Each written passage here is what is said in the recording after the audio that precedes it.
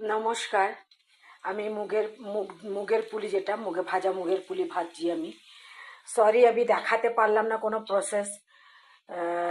তো অ্যাকচুয়ালি কী হয়েছে, আমি যেটার পুরটা বানিয়েছি না, আজকে পুরটা আমি অন্যরকমভাবে বানিয়েছি। শুধু নারকেল দিয়ে গুড় দিয়ে পুর বানাইনি। আমি প্রথমে দুধটাকে ক্ষীর বানিয়ে নিয়েছি।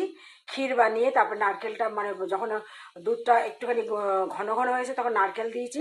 এবং সুজি ভেজে, সুজি ওটা অল্প একটুখানি 2-3 চামচ সুজি ভেজে ওটার মধ্যে মিশিয়ে দিয়েছি। মিশিয়ে দিয়ে ওটাকে বেশ শুকনো শুকনো করে আমি ওটার পুর বানিয়েছি। আর মুগ ডালটা ভেজে, আমি মুগ ডালটা যেমন সেদ্ধ করে এরকম সেদ্ধ করেছি। আর আমার কাছে চালের গুঁড়ো ছিল না, আতপ চালের গুঁড়ো দিতে হয়।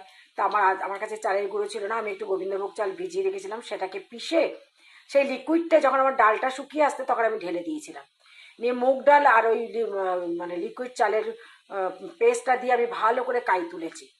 সুন্দর মতো কাই উঠে গেছে। তারপর ওটাকে আমি ভালো করে মেখে আমি পুলির আকারে গড়ে এই এখন ভাজা হচ্ছে। রাত বাজে এখন প্রায় 9:30। আমার স্টুডেন্টও এসেছিলো, তাদেরকে গান শেখালাম। আরও অনেক কাজ ছিল, যার জন্য আমি মানে দেখাতে পারিনি আর কি। সব জিনিসগুলো আমি আজকে সব মানে প্রসেসটা আমি দেখাতে পারলাম না, কিন্তু আমি বলে দিলাম যে আপনাদের কাছে যদি চালের গুঁড়ি থাকে তাহলে আর মুগ ডালের সাথে দিতে হবে না। তাহলে মুগ ডালটা পুরো কাই তুলে মুগ ডালটাকে সেদ্ধ করে সেটা চালের গুঁড়ি দিয়ে ভালো করে ঠেসে মেখে নেবেন। আর আমার কাছে ছিল না বলে আমি চালটাকে পেস্ট করে সেটা আমি আতপ চাল দেবেন, সেদ্ধ চাল দেবেন না, আতপ চাল দেবেন, তাহলে কুরকুরে থাকবে। সেদ্ধ চাল দিলে কুরকুরে থাকে না। দিয়ে ভালো করে মেখে তারপরে যেমন পুলি করেন সেরকম পুলি সবাই মোটামুটি মুগের পুলি জানেই, আমি এটুকু জানি। তবু আমি যারা নতুন তাদের জন্য আমি বলছি যে সে গুঁড়ো গুঁড়ো থাকলে, পাউডার থাকলে সেটা দিয়ে মুগ ডালটাকে সেদ্ধ করে মেখে নিয়ে তারপর ওই পাউডারটা দিয়ে মাখবেন।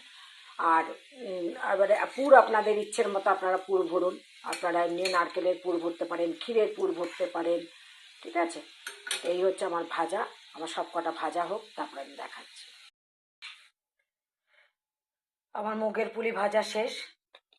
আমি এই যে এই চামচটার প্রায় 5.5 চামচের মতো মুগ ডাল নিয়েছিলাম। আর প্রায় 4 চামচও নিয়ে ওই 3.5 চামচের মতো মানে আমার কাছে গোবিন্দভোগ চালটা তখন হাতের কাছে ছিল, গোবিন্দভোগ চালটা দিয়েছিলাম। আপনারা আতপ চালও দিতে পারেন। আচ্ছা, শুকনো চালের গুঁড়ি দিয়ে এই যে মুগ ডালের কাই তোলাটা, এটা আমি শিখেছিলাম আমার বড় জয়ের কাছে। তখন আমার নতুন নতুন বিয়ে হয়েছে, আমি দেখেছিলাম তখন আমি মাকে দেখতাম মুগের পুলি করতো, মুগ ডালটাকে সেদ্ধ করে তারপরে চালের গুঁড়ি দিয়ে মেখে নিতে। কিন্তু আমি বড়দিকে দেখেছিলাম যে শুকনো চালের গুঁড়িটাই উনি ডালটা যখন সেদ্ধ হচ্ছে কড়াইতে, ডালটা সেদ্ধ হতে হতে যখন গাঢ় হয়ে এসছে তখন শুকনো চালের গুঁড়িটা ঢেলে দিয়ে কাই তুললেন। তা আমি জিজ্ঞেস করেছিলাম যে তুমি কেন দিলে চালের গুঁড়িটা ওইটার মধ্যে, ডালের মধ্যে কাই তুলতে?